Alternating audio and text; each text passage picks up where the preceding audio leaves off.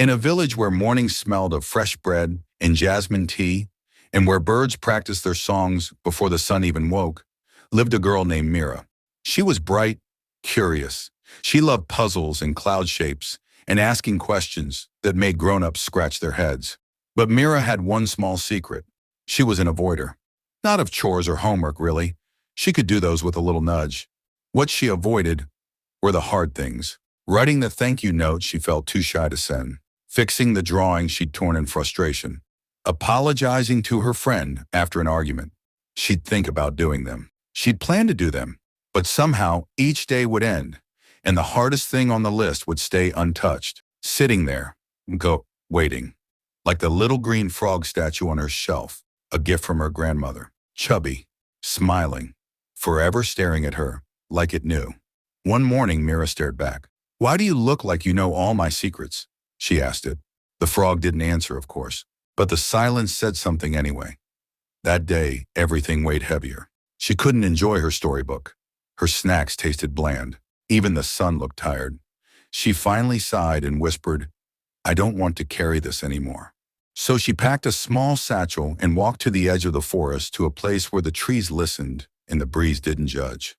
There, sitting on a mossy log, was someone she hadn't expected. Her grandmother. Knitting, smiling, waiting, like she'd always known Mira would come. Mira sat beside her quietly, eyes on the ground. "I'm stuck," she said finally. "On what?" her grandmother asked, though her eyes twinkled like she already knew. "The big thing, the scary thing, the one that's been sitting on my shelf forever," her grandmother chuckled softly. "Ah, the frog," Mira blinked. "You knew? I gave it to you, didn't I?" she said with a wink. "It's not just a statue, Mira. It's a reminder." "Of what?" Her grandmother set her knitting down. "That sometimes the very thing we avoid is the thing we most need to do." She picked up a small pebble and tossed it into the nearby pond.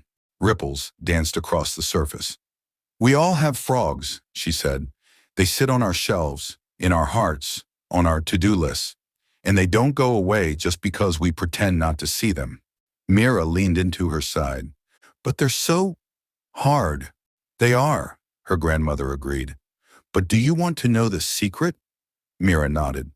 "The longer you wait, the bigger the frog feels. But when you do it first, when you eat that frog, the rest of the day feels lighter." Mira made a face. "Eat it? Not the frog, silly." She laughed. "Just the hardest task. First, before you get scared, before you make excuses, before the day fills up with everything else." They sat in silence for a while, just watching the pond breathe. "I was scared to write to my friend," Mira whispered. "Then write it," her grandmother said gently. "Do the brave thing before your fear grows legs." Mira smiled. "Like a tadpole turning into a frog?" Her grandmother smiled wider. "Exactly." The next morning, Mira sat at her desk. She didn't clean it first. She didn't rearrange her pencils. She didn't look out the window and wish for easier things. She looked at the paper.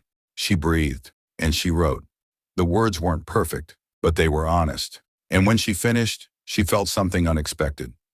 Lighter, braver, bigger than her fear. From that day on, Mira still had frogs, but she didn't let them grow. She'd wake up, glance at the list, find the biggest, ugliest, jumpiest frog, and she'd do that one first. Then the rest of her day felt like sailing on moonlight, free, unstoppable. Years later, when children came to her with heavy hearts and long lists, she'd hand them a small green statue and say, "Eat the frog, little one. Not with your mouth, with your courage." And when they looked confused, she'd smile and tell them the story of a girl who once learned that the hardest thing is usually the one most worth doing. So next time you feel stuck, ask yourself, what frog is sitting on your shelf? And remember, you don't have to like the frog. You just have to be brave enough to eat it first.